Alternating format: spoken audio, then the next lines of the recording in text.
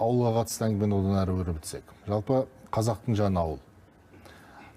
Мектептері, мәдениет үйлері мен жалпы мына тозған ауылдар көп. Түркістан облысында ахуал қалай? Жалпы ауылдың инфрақұрылымы қандай қазір? Халықтың тұрмыс деңгейі қандай? Енді жалпы айтатын болсақ, ауыз су мәселесін біз 100% шешеміз деп шешіп отырмыз. Бірақ өңір бойынша айтатын болсақ, жолдың сапалы біздің көрсеткішке айтатын болсақ, 94,7%-ға биыл жетеміз деп отырмыз. Газ мәселесі 88%-ға жеткіземіз деген жоспарымыз бар.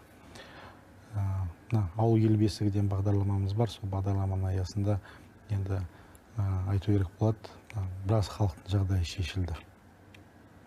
Қажеттілігі жолы, суы, инфрақұрылымы, мектеп, мәдениет үйлері. Мысалы, Қазақстанда бізде жалпы 260-қа жуық мәдениет үйлеріміз бар.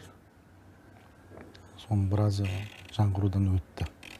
Қазір таңда биыл жылдың өзінде, мен қателеспесем, бір 12-сінің құрылысы жүріп жатыр. 12-19-ның құрылысы жүріп жатыр. Жайлы мектеп жобасы.